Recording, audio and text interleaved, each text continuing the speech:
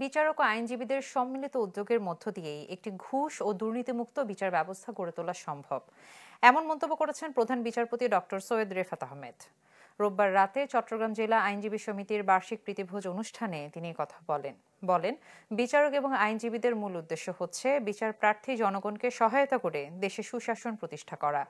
Supreme কোর্টের registrar general doctor Aziz Ahmed Bhuiyan, Chattogram জেলা ও দায়রা জজ মোহাম্মদ সাইফুল ইসলাম, মহানগর দায়রা জজ মোহাম্মদ নুরুল ইসলাম, জেলা আইনজীবী সমিতির সভাপতি নাজিমউদ্দিন চৌধুরী অনুষ্ঠানে উপস্থিত ছিলেন।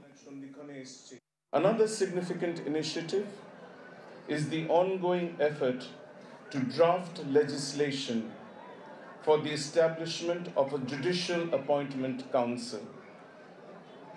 This council will ensure transparency, merit, and fairness in the appointment of judges of the Apex Court, further strengthening the public trust in our judicial system.